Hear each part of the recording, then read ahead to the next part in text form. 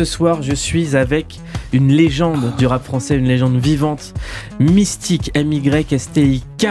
On s'arrange, tu connais, comment ça va? Ça va très bien, Molo, et toi? Je suis tellement content de te recevoir. Tu fais partie des artistes qui ont bercé mon adolescence, ma vie d'adulte et mon vieillage maintenant. Et je suis content de ton évolution. On va raconter ton parcours incroyable dans un instant. Tout à l'heure, on a écouté Le Fruit défendu avec Karine. Désormais, tu organises des ateliers d'écriture thérapeutique. Tu t'intéresses à l'art-thérapie.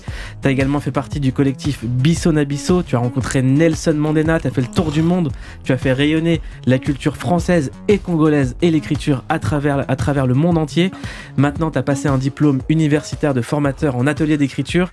Et depuis plusieurs années, tu interviens dans les centres éducatifs fermés, des établissements scolaires, des maisons de retraite, des entreprises, mais également en prison.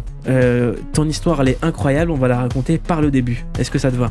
Écoute, ça me va et je suis déjà très honoré d'être là. Mais non, c'est voilà, moi, c'est moi, c'est moi. Je le dis souvent, il faut rendre hommage à nos légendes dans cette culture et tu fais partie des gens qui l'ont construit. Et c'est grâce à toi aujourd'hui que d'autres artistes arrivent à évoluer, prendre la plume et la liberté parce que tu as été un défricheur. Merci. Mystique, né en 1978 à la Pointe-Noire au Congo. Ta maman est partie vivre en ex-URSS, c'est ta grand-mère qui t'a élevé. Tu as grandi dans un univers très musical. Dès ton plus jeune âge, tu es aussi entouré de livres, ce qui te permet de développer un intérêt pour l'écriture. Tu dis que très tôt, tu as eu des livres importants et puissants à lire. Il y avait des livres à la maison. Ouais. Il y avait des livres à la maison. C'était de la sociologie, c'était des auteurs africains, c'était des gens comme Franklin Boukaka. C'était voilà, j'ai baigné un peu là-dedans. Tu arrives en France en 1989. À l'âge de 11 ans, tu t'installes avec la famille à Meaux, en Seine-et-Marne. En grandissant, tu fais de la danse. Mais c'est pas ça qui te touche en premier. Tu commences le graffiti. T'as pas d'argent pour acheter les bombes comme la plupart des graffiti artistes. Hein. On va pas se mentir. C'est ce qui fait d'ailleurs l'identité d'un vrai graffiti artiste. Tu tentes ensuite d'être DJ et t'es pas non plus très à l'aise. Mais tout de suite, très vite, c'est l'écriture qui prend le dessus. Tout de suite, oui. Au départ, c'est vrai que il y avait pas vraiment d'exemple dans le quartier où j'ai grandi à Beauval-Hameau. Il y avait pas des gens qui avaient déjà vraiment fait avant moi. Il y avait des grands qui avaient organisé un festival qui s'appelait Hip Hop Dixit. Donc c'était un peu une espèce de légende pour le jeune que j'étais. Et puis ben voilà, j'ai essayé. Je trouve que c'est d'ailleurs très intéressant que tu parles de la culture parce que souvent on approche le hip hop comme une danse, alors qu'en réalité c'est une culture qui englobe le beatboxing, le rap, la danse, le DJing et le graffiti. Et moi j'ai essayé, et voilà, c'est important parce que les mots ont un sens et j'ai essayé de voilà toutes les disciplines. Et ouais, la danse, j'étais pas bon. J'ai des amis Fantastic Armada qui sont devenus des vice-champions du monde. J'ai essayé et puis moi c'est surtout l'écriture et qui m'a saisi quoi. Et surtout, tu fais partie de cette génération qui est quasiment la même que la mienne. Toi, tu fais partie des grands frères, mais où tout de suite, c'est quelque chose qui t'a parlé, en fait. Comment est-ce que ça a cliqué? Bah, ça a cliqué parce que déjà au départ moi j'aime la musique et puis donc moi j'aimais beaucoup Patricia Cass, j'aimais beaucoup François Feldman et plus les chanteurs de mon pays d'origine, le Congo. Mais ce qui va percuter ma vie, c'est Rapline avec Olivier Cachin. Et là en fait ça va être la fenêtre en fait qui va nous ouvrir vers cette culture et puis une espèce de proximité parce que ce que je vois sur M6 à l'époque, je vois des gens qui physiquement nous ressemblent, ils habitent dans des endroits qui nous ressemblent et puis comme des super-héros un peu, ils ont des attitudes, tu te souviens de Public Enemy quand ils sont arrivés, Public Enemy, même les premières vidéos de solo d'assassins. Exactement, en France aussi, tu vois, toute cette génération là, Ayam ou NTM et voilà, donc tout ça a percuté et je me sentais à ma place. C'est intéressant ce mot super-héros parce que le super-héros a une fonction. C'est une fonction d'identification, une fonction de sublimer et souvent de sublimer le quotidien ou de sublimer la nature humaine avec ses angoisses ou ses forces. Et qu'est-ce qu'il y avait de super-héroïque là-dedans en fait? Pourquoi est-ce que tu dis c'était des super-héros? Pourquoi Joe Star, Cool Chain, Akhenaton, Shuriken pouvaient être des super-héros? Parce que en fait on évolue dans des environnements où on a rapidement, comme si on avait besoin de porte-parole, on avait besoin de leader parce qu'on a la sensation que ce qu'on vit, ça nous paraît pas juste et on a personne qui en parle vraiment. Donc une espèce de manque de considération. Et puis là, tu as cette culture qui fait naître en France des gens justement comme Joe Star avec une attitude. Tu vois, Joe Star, on pourra dire tout ce qu'on veut, mais c'est l'attitude en fait, tu vois. Et des gens comme The Squad, tu vois, comme Rockin' Squad, c'est tout de suite ils ont un propos, ils ont quelque chose à dire, et puis surtout ce côté, ils se distinguent des autres genres musicaux parce que ils assument vraiment qui ils sont et ce qu'ils disent. Ben c'est pas que pour eux, ça nous représente. Et puis il y a aussi un rapport au déterminisme. Souvent la banlieue, on disait cité-dortoir. On était bon qu'à venir travailler, dormir. Là, on découvre qu'on est capable de produire de la culture, de faire de la musique, d'être finalement également à l'affiche, alors que on n'était pas prédestiné à ça. Après, faut être un peu humble. À cette époque-là, moi, je suis un jeune de Beauval, j'ai pas la pleine conscience du déterminisme ni quoi que ce soit, tu vois. Mais ce qui est sûr, c'est que ces gens-là qui sont là avant moi vont dresser un espèce de chemin, ils vont nous aider à nous trouver et à comprendre que l'art qu'on pratique a une utilité. Et 20 ans plus tard, est-ce que tu en as conscience? 20 ans plus tard, j'ai conscience. J'ai conscience de la portée de ce qu'on a fait. Et je pense qu'il y a encore tout à faire, c'est pas fini. Parce que on fait partie de cette culture qui ne fait que faire éclore chaque année, chaque semaine, des artistes qui au-delà de leur talent, arrivent à impacter la société entière. Et aujourd'hui, quand tu prends avec ta carrière qui est paradoxalement en dents de scie, parce que ça a explosé très vite, très très jeune, il y a eu à chaque fois que Mystique arrivait quelque part, tu progressais, il y a eu des moments d'absence, il y a eu des moments où on t'a revu. Aujourd'hui, c'est une question que j'aime bien poser à des artistes. C'est quoi pour toi une carrière en fait? C'est quoi ta définition d'une carrière? Si je reviens sur moi, Mouloud, je n'ai jamais utilisé ce mot-là. Je n'ai jamais pensé ce que je faisais en termes de carrière. Je vais découvrir ça quand je vais intégrer le Bisson Abisso. Donc là, avec des gens un peu plus professionnels, qui ont déjà eu des disques d'or, qui ont déjà un vrai passif, tu vois.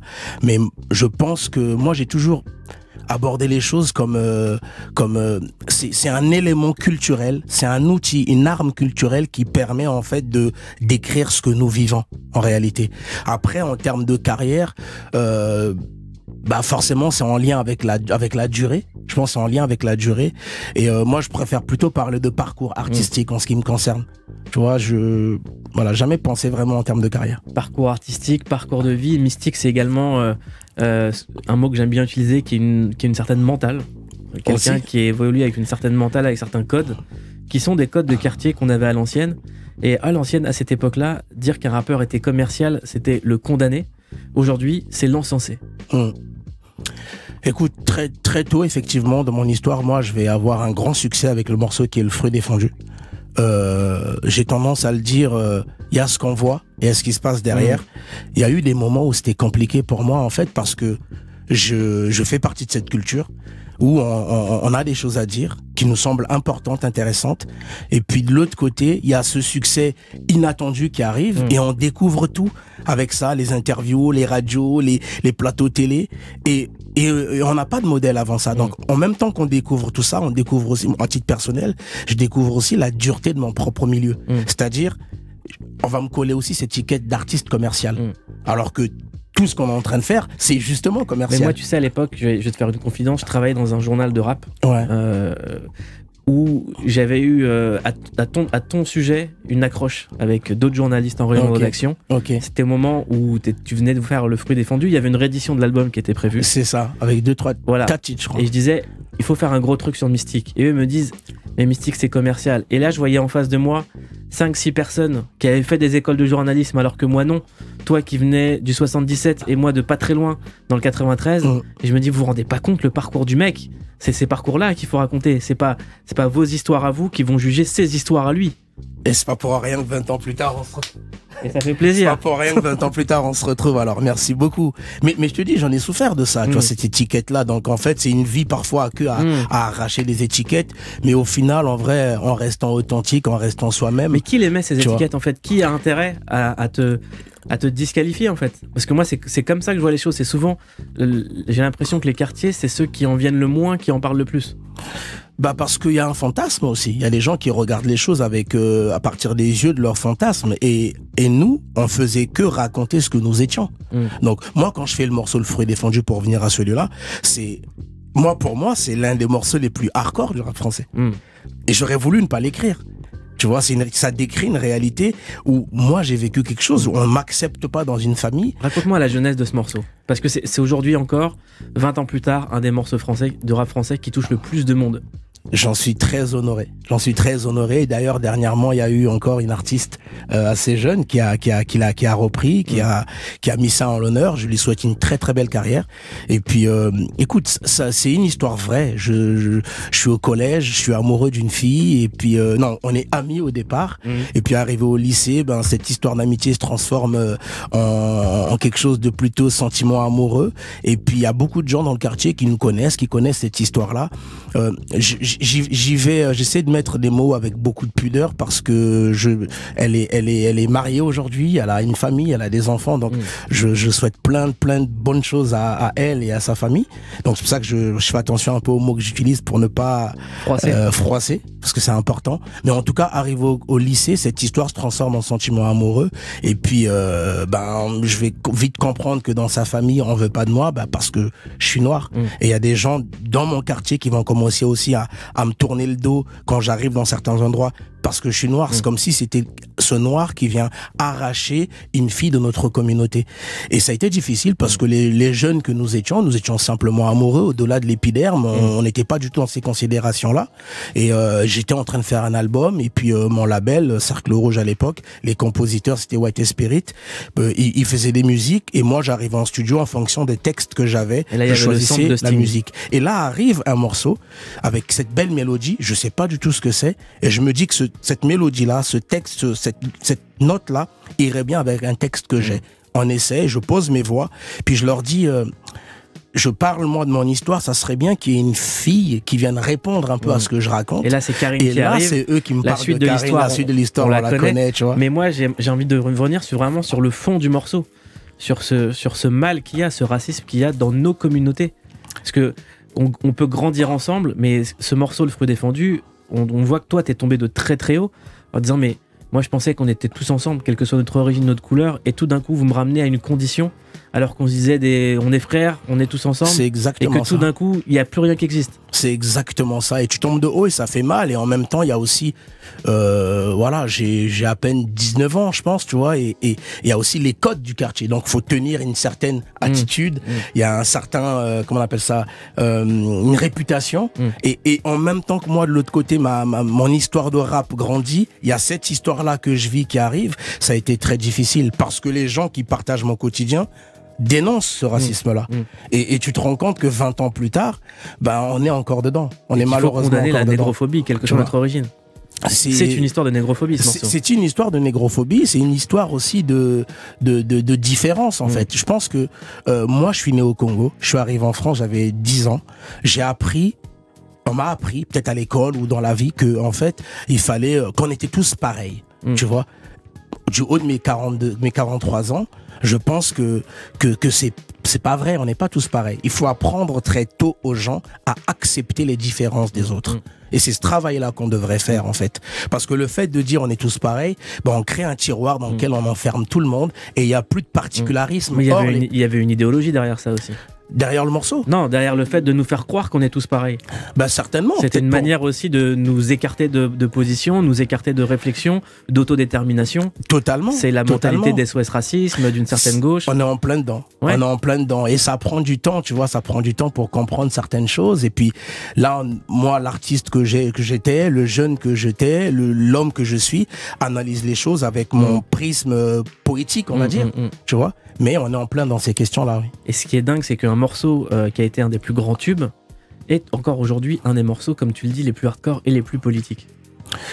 Et surtout, les témoignages. Et les plus universels. Et en fait, tu sais, il est universel parce qu'en réalité, même on va jouer ce morceau au fin fond du Congo ou au fin fond du Mozambique, il aura un impact. Parce qu'en fait, tout ce qui part du cœur, et que si c'est sincère, ça touche l'universel. L'histoire, elle est incroyable. On a parlé de ce tube, Le Fruit défendu. Ensuite, il y a l'aventure Bissona-Bisso, la tournée avec Passy, les 2 balles. Il y a qui encore? Il y a Arsenic.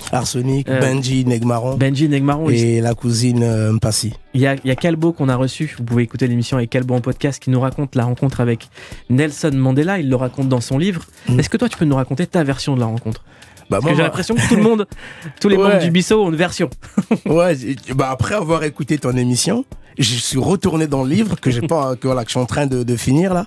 Et moi, écoute, les Mandela, c'est juste, déjà quand on y est. On a mis des costumes pour l'occasion et des mecs de quartier qui mettent un petit costume avec une cravate, ça se voit direct, c'est un peu chelou parce que la cravate elle est pas, tu vois, comme il faut. Et c'est ça que j'ai comme souvenir. Puis on arrive là-bas et puis comme je te disais, moi je suis arrivé en France, j'avais 10 ans. Là, j'ai dû appréhender la langue française et c'est surtout une prise de conscience. On arrive là-bas, ça se passe à Sun City. On a ce mec grand qui est emblématique, quoi, tu vois. Et puis moi je me souviens lui avoir dit voilà, je viens de très loin, ma mère elle est partie très loin et c'est parce que j'ai la passion de l'écriture, je me retrouve là devant vous, je suis honoré.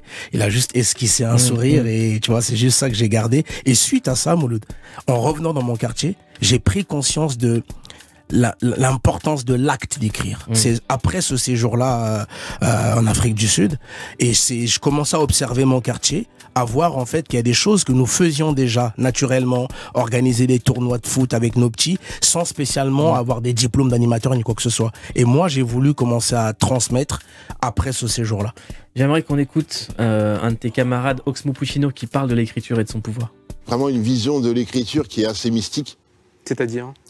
Pour moi, c'est un pouvoir magique, l'écriture. C'est-à-dire qu'avec un bon texte, vous pouvez changer beaucoup de gens. Vous pouvez changer le monde, vous pouvez causer une guerre avec un mauvais texte. Avec une bévue, avec une incompréhension. Quand je vois les retours que j'ai sur des textes que j'ai écrits il y a des années, pour moi, c'est assez magique. Parce que le seul but, c'était de les écrire, pour en garder une trace, de trouver des solutions qui peuvent m'aider moi, divertir les autres, dans le meilleur des cas, mais pas plus. Oxmo Puccino, des propos recueillis par Anthony Chélan pour Click. Est-ce que tu corrobores, Mystique ? Totalement. C'est un honneur. C'est quelque chose qui peut, là où je suis d'accord avec lui, qui peut changer. Tu vois, quelque chose qui peut changer quelqu'un. Et puis, Oxmo, en tout cas, c'est vraiment le digne héritier des grands poètes, quelqu'un qui a fait beaucoup pour notre culture, qui fait beaucoup pour notre culture.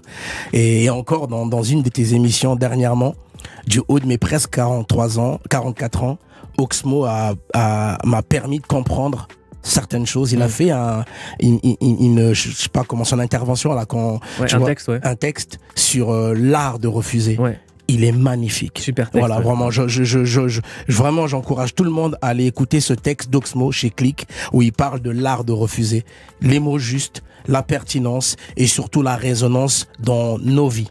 Donc voilà, il est bien placé pour parler du pouvoir de l'écriture. Et toi, est-ce qu'il y a des moments de ta vie où tu penses que tu aurais dû savoir dire non ?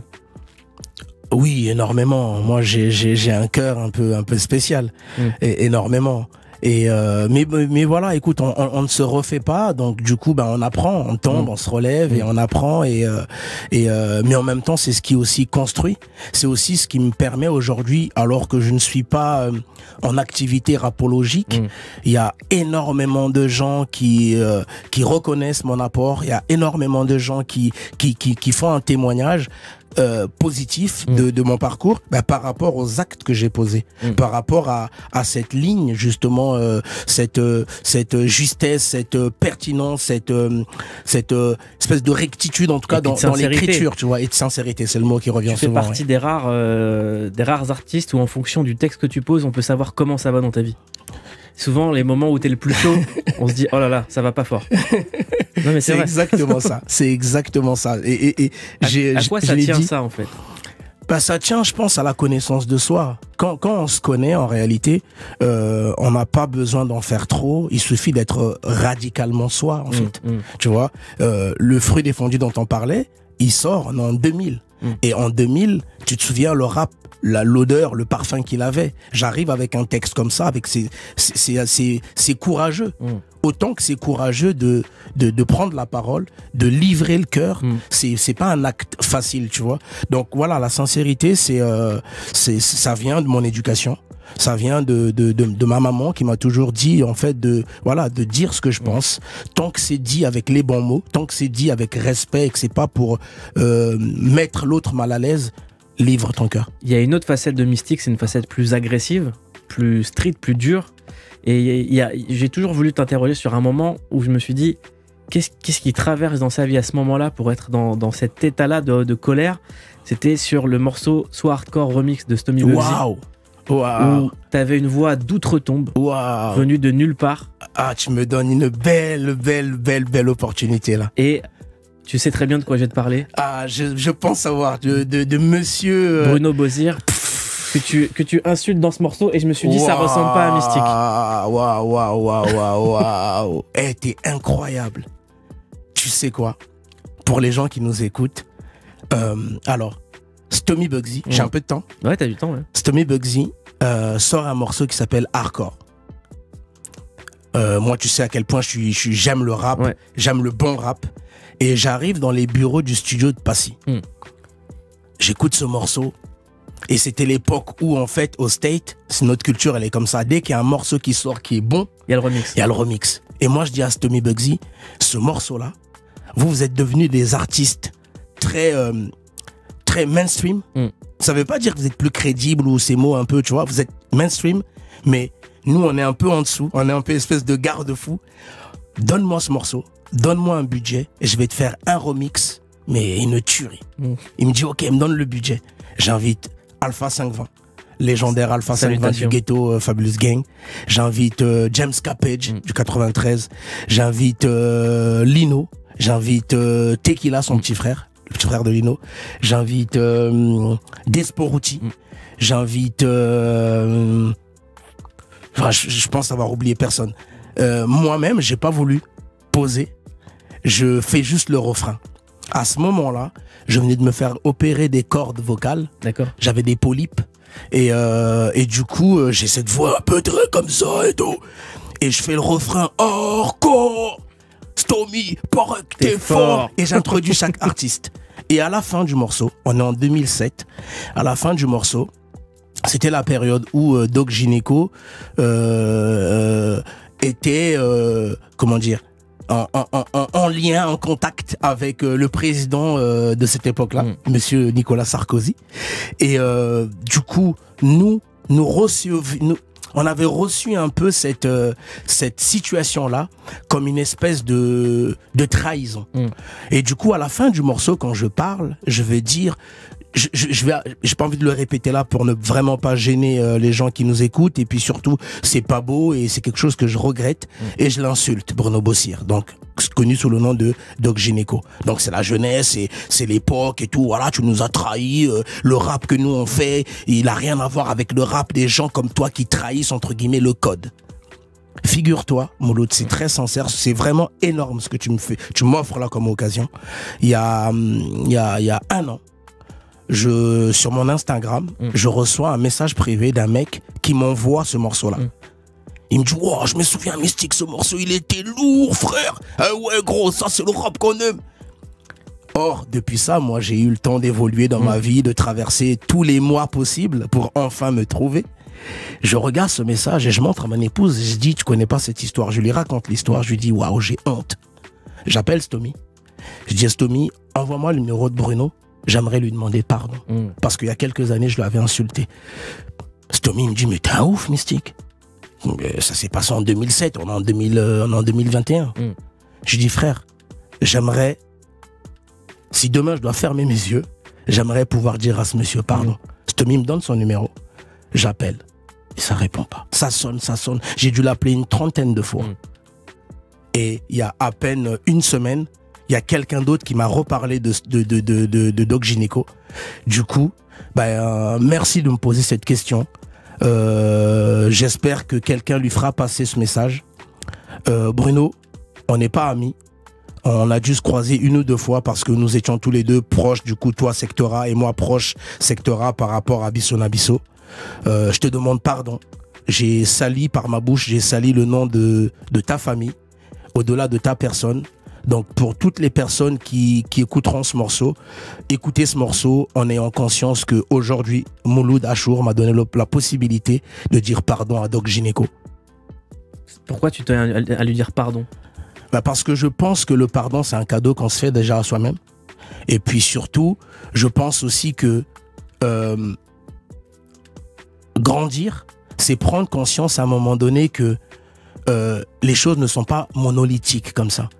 Et qu'il y a une vision du rap et qu'on ait plusieurs sensibilités traversées par cette musique et on peut la faire de la manière qu'on veut. En réalité, Doc Gynéco a beaucoup apporté pour le rap français.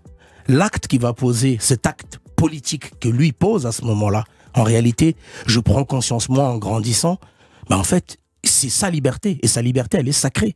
Et c'est son droit. Les incointances qu'il pouvait avoir avec le président de l'époque sont les siennes. Et moi, j'ai regardé cette situation-là à partir du milieu de l'écosystème rap et j'ai apposé sur lui un avis. Moi, j'ai aussi posé des avis politiques, même si je fais pas de la politique politicienne, tout au long de mon parcours artistique. Personne m'a insulté. Il y aurait pu avoir des gens qui pensaient peut-être le contraire de ce que j'ai pu poser, comme tu as parlé tout à l'heure des 11 minutes 30 contre les lois racistes, tu as parlé tout à l'heure on aurait pu parler aussi des 16 minutes 30 contre la censure, de la sédition. J'ai émis des avis politiques. On m'a pas insulté pour autant. Donc je pense que grandir, c'est ça. C'est un cadeau qu'on se fait à soi-même. Et puis surtout, j'ai la possibilité de pouvoir le dire. Je l'ai appelé au moins une trentaine de fois. Réponds, Bruno. Donc voilà. J'espère qu'il recevra en tout cas ce message de la manière la plus... la meilleure possible. En tout cas, les dernières nouvelles que j'ai eues de Doc Gynéco, c'est, figure-toi, qu'il travaille avec Rockin' Squat. J'ai vu une photo il y a quelques jours. Eh ben, c'est magnifique. Tu vois, comme quoi, t'as vu comme quoi notre culture, comment elle fait naître des situations parfois inattendues. Incroyable. Collaboration incroyable. Il y a Mystique et la carrière d'artiste, mais il y a également Ghislain. Oui. J'aimerais qu'on parle de Ghislain. Oui. Donc, il y a eu la carrière de star du rap avec Léo, Léba, le Bisson Abisso. Et à un moment, Mystique laisse la place à Ghislain et Ghislain est incarcéré. Erreur de parcours, des choses qui peuvent arriver malheureusement. Je suis en train d'écrire là-dessus. J'ai publié 4 recueils de poésie authentique, d'une rare authenticité.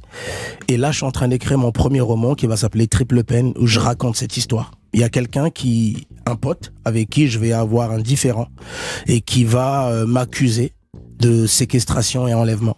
Je me retrouve en fait incarcéré au Beaumet pour cette histoire et je prends 4 ans à la barre. Finalement, sur les 4 ans, je vais faire 2 ans. Sur les 2 ans, je vais faire 1 an plein et je ressortirai avec 8 mois de bracelet. Pendant ce séjour, je vais passer mon diplôme de formateur en atelier d'écriture. Je vais faire énormément de choses et puis j'ai tenté de retirer cette histoire, faire une requête pour retirer cette histoire de mon casier.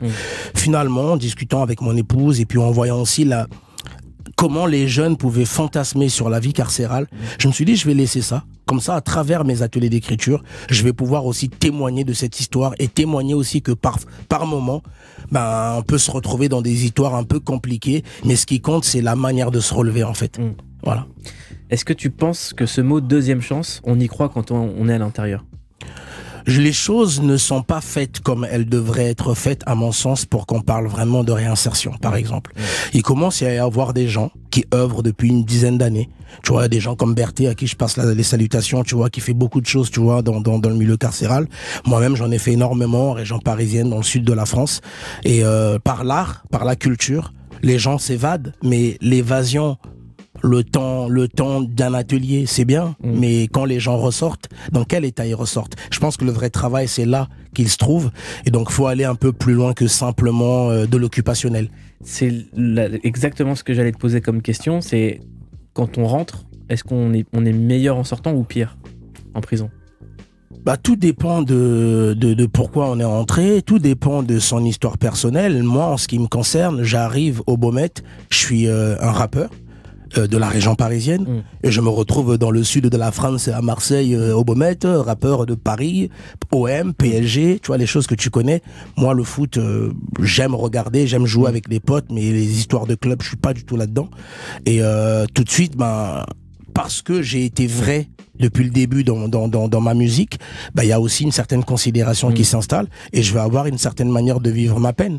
Mais c'est vraiment une démarche personnelle de est-ce qu'on y rentre, est-ce qu'on y ressort plus positif ou pas. C'est vraiment une démarche très personnelle. Moi, j'ai réussi en tout cas à profiter de ce temps-là pour faire un travail d'introspection qui était nécessaire à ce moment-là, parce que j'ai vécu un drame personnel très compliqué et ce séjour m'a permis de faire ça, et ça m'a même ramené en sortant chez des gens comme Michel Onfray, des gens comme Catherine Camus qui m'a reçu tu vois à Aix, chez elle à Lourmarin par exemple. Aujourd'hui, c'est quoi ton métier? Aujourd'hui, je fais de l'art thérapie. Alors, c'est quoi l'art thérapie? Alors, moi, je suis formateur en atelier d'écriture. Ce que je fais, c'est de l'art thérapie, mais j'ai pas le diplôme d'art thérapeute. Voilà, après les diplômes, tu sais, des fois, tu vois. Mais ce que je fais depuis une vingtaine d'années, après avoir été nominé en Afrique du Sud, meilleur groupe, Abisso Nabisso, meilleur clip par Nelson Mandela, j'ai pris conscience, comme je te disais, de l'importance d'écrire, et j'ai décidé de transmettre à mon tour, de donner à mon tour l'opportunité à d'autres de se raconter, d'avoir conscience de ce qu'ils sont à travers l'écriture. Donc, je travaille sur des axes tels que la valorisation de soi, l'estime de soi, la confiance en soi, et en ce moment, l'un de mes axes principaux, c'est surtout le harcèlement scolaire. Je travaille beaucoup là-dessus. La violence faite aux femmes, je travaille beaucoup là-dessus. Mon atelier est adapté en fait à tout public à partir de 8 ans. J'interviens dans des collèges, des lycées, des maisons de retraite, dans des centres éducatifs fermés, dans des instituts thérapeutiques, éducatifs et psychologiques. J'ai travaillé à l'école normale sup. On fait appel à moi parfois pour intervenir dans des entreprises, pour la cohésion des équipes. On traverse une crise qui dure. Et je pense malheureusement qu'on n'a pas fini de comptabiliser les dégâts de cette crise. Et il y a des gens au Luxembourg, en Afrique, un peu partout en France qui font appel à moi. J'ai commencé aussi à mener des ateliers en fait par visio. C'est vraiment permettre aux gens d'être bien. Et pas l'écriture en tant que élément pour simplement se raconter, mais c'est aussi élément qui permet de simplement s'élever et prendre juste du plaisir avec l'écriture. Ça a aussi un rapport avec quelque chose dont on manque quand on est en situation de difficulté, c'est la dignité. Ah, j'aime beaucoup ce mot. J'aime beaucoup ce mot et j'ai eu des moments dans ma vie où je me sentais pas forcément digne. Et il faut donner des pistes, il faut donner les moyens aux gens, même de leur dignité aussi, tu vois. Et notre culture, Molo, notre culture hip-hop, c'est celle qui nous a permis, aussi bien toi que moi, de nous, comme ils disent les carrés, on est des self-made men. Exactement. En fait, tu vois. Et c'est cette culture-là qui nous a permis, je sais pas, si j'étais resté à Meaux, j'avais pas rencontré le hip-hop, si j'avais pas fait la plus belle des rencontres, c'est-à-dire moi-même, bah, je serais peut-être encore le pied collé au quartier ou enfourré, je sais pas dans quelle histoire, tu vois. Donc, je m'estime privilégié d'avoir connu cette culture de dépassement de soi, cette culture qui part de soi et qui touche l'universel. Aujourd'hui, on impacte le monde. C'est réel. On a parlé de mystique, star du rap. On est également avec Ghislain qui sort des livres de poésie, qui travaille activement, qui amène l'écriture partout dans des ateliers et qui fait de l'art-thérapie. J'ai une question. Tu m'as dit que tu travaillais sur le harcèlement scolaire. J'imagine que tu recueilles plein de témoignages. C'est quoi celui qui t'a le plus bouleversé? C'est un jeune à Fréjus. Parce que je travaille à l'école de la deuxième chance en tant que formateur. On a 4 sites en fait dans le Var. Et ce jeune-là, il va rester enfermé chez lui pendant 5 ans. Il sort pas. Les parents sont désœuvrés, ils savent pas quoi faire. Et puis finalement, il va intégrer en fait notre structure. Il faut avoir entre 16 et 24 ans. Moi, à travers dans cette structure-là, donc j'apporte ma contribution, c'est à travers l'écriture. Et je vais l'inviter. Ce jeune va venir dans mes ateliers. Et tout le monde vient avec ce qu'il est, et puis on discute. Et puis il y a une confiance qui s'installe. Je travaille à partir de l'émotion. Je vois un jeune qui est très enfermé dans son corps. Et puis, en discutant, puis un jour, je leur demande d'écrire un texte. Fallait rendre hommage à quelqu'un de leur entourage. Parce que, comme toi, je pense que faut rendre hommage aux gens de leur vivant. Et du coup, il écrit un texte. À la fin de l'atelier, il reste, il vient me voir et il me dit ce que tu lis là, En fait, il se rendait hommage à lui-même des choses qu'il aurait aimé faire, mais qu'il n'a pas pu faire. Et en fait, j'ai face à moi un jeune qui est muré, vraiment muré dans son corps. Et on se rend pas compte, en fait, selon là où on a grandi, Mouloud.